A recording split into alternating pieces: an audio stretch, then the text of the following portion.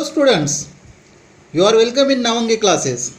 Student, today we are going to learn practice set 3.4, lesson number 3rd arithmetic progression, and the problem number is 4. There is an auditorium with 27 rows of seats. There are 20 seats in the first row, 22 seats in the second row, 24 seats in the third row and so on. तो student एक auditorium के बारे में हमें यहाँ पे बताया हुआ है. जो ऑडिटोरियम है उसमें टोटली 27 रोज है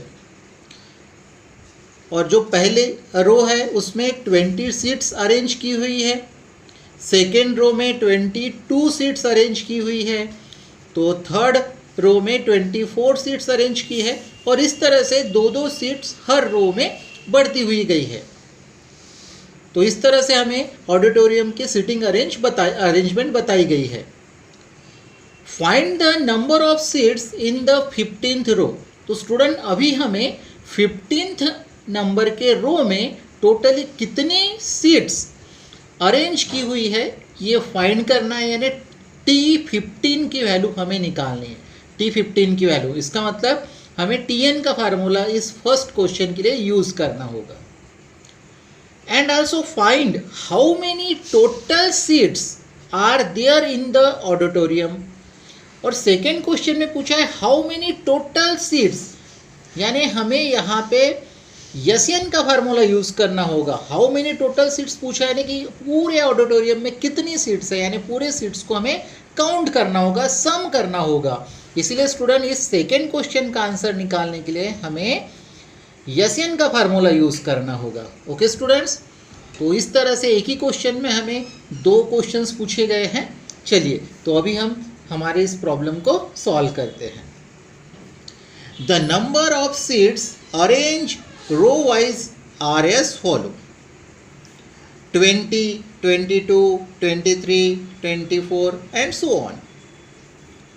Let T1 is equal 20, T2 is equal 22, T3 is equal 24. तो स्टूडेंट अभी हमें पता है कि कॉमन डिफरेंस कितना आ रहा है 2. चलिए तो पहले उसे फाइंड कर लेते हैं. D is equal T2 minus T1 means 22 minus 20 is equals 2. तो कॉमन डिफरेंस यहाँ पे हमें मिल गया 2. सेकेंड में देख लेते हैं T3 minus T2, so 24 minus T2 that is the 2. यहाँ पे भी कॉमन डिफरेंस कितना मिला 2. So D is equal to, that is the above sequence is an AP. इसलिए above सीक्वेंस जो दी हुई है ये सीक्वेंस को हम कौन सी सीक्वेंस मानेंगे, अरिथमेटिक प्रोग्रेशन की. Is it clear students? Okay. Now number of seats in the 15th रो. अभी हमें 15th नंबर के रो में कितनी सीट्स है ये फाइंड करना है, यानी अभी हमें T15 की वैल्यू निकालनी है. ओके स्टूडेंट्स, तो T15 की वैल्यू निकालनी है. तो अभी देखते हैं हमारे पास में वैल्यूज़ कौन कौन सी अवेलेबल है. We have A is equals 20, A की वैल्यू हमारे पास में 20 है, D की वैल्यू है 2 और N 15 है. क्योंकि हमें 15th नंबर के रो में कितनी सीट्स है उसकी वैल्यू फाइंड करनी है. तो यहाँ पर T15 मतलब N की वैल्यू हमें इस फर्स्ट क्वेश्चन के लिए लेना होगा 15 बाय यूजिंग Tn फार्मूला. चलिए तो अब ये Tn का फार्मूला हम लिख लेते हैं. Tn is equal A plus in bracket n minus 1 bracket close into D, that is the Tn's formula. अभी इस फार्मूले में हम वैल्यूज़ को पुटअप कर लेते हैं. सो T15, n की वैल्यू 15, A की वैल्यू 20, यहाँ पर भी n की वैल्यू 15 और D की वैल्यू 2. तो इस तरह से हमने Tn के फार्मूले में वैल्यू को पुटअप कर दिया. Okay student, T15 is equal A की वैल्यू 20 और यहाँ पे हमने 15 माइनस 1 किया था तो ये 14 और इंटू 2, सो 14 इंटू 2 28 और ये 20, इनका एडिशन किया तो 48. So T15 is equal 48. तो student the number of seats in the 15th row is 48. तो 15th नंबर के रो में 48 चेयर अरेंज की हुई है. तो स्टूडेंट आपको पहले क्वेश्चन का आंसर समझ में आ गया. चलिए अभी हम उसी में सेकेंड क्वेश्चन का आंसर फाइंड करते हैं. Now there are 27 rows in an auditorium. पूरे ऑडिटोरियम में 27 रोज थे, ठीक है। How many total seats are in an auditorium, तो पूरे ऑडिटोरियम में कितनी सीट्स थी, तो ये हमें फाइंड करना है। तो हमने यहाँ पे क्वेश्चन मार्क दे दिया है, यानी कि यस 27 हमें फाइंड करना है। Okay students, so now we have a is equal 20।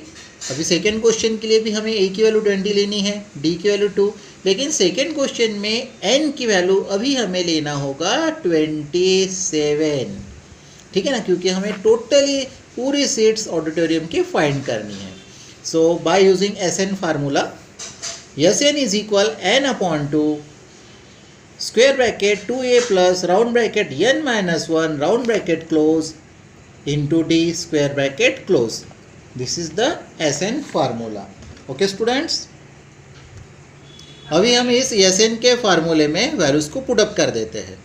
n की वैल्यू 27, यहाँ पे 27, a की वैल्यू 20, इधर n 27, उसके बाद में d 2। तो इस तरह से हमने वैल्यूज़ पुटअप कर लिया।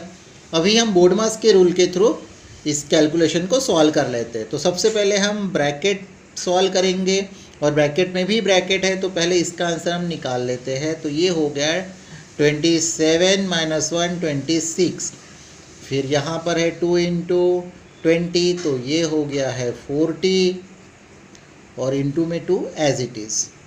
तो जो दो ब्रैकेट थे अभी हमने एक ब्रैकेट में ये सब लिख लिया है।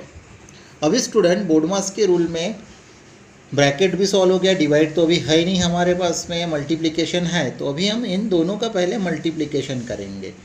सो 26 इंटू 2 ये होता है 52 प्लस 40। अभी हम यहाँ पे नेक्स्ट स्टेप में एडिशन कर रहे हैं, तो ये आ गया है 92। अभी स्टूडेंट्स हम इस 2 से 92 को करने वाले हैं डिवाइड, तो अभी हमें मिलेगा 46। सो 27 इंटू 46। अभी हम इनका मल्टीप्लाई कर देते हैं, तो मल्टीप्लाई करने से हमें आंसर मिल रहा है।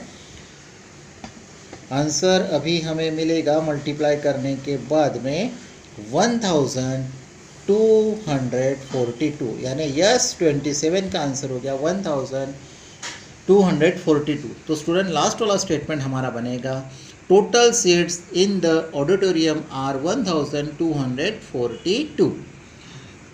तो इस तरह से स्टूडेंट्स हमने दोनों क्वेश्चंस के आंसर फाइंड कर लिए हैं, और इस क्वेश्चन में हमने SN का फार्मूला भी लगाया और TN का फार्मूला भी लगाया।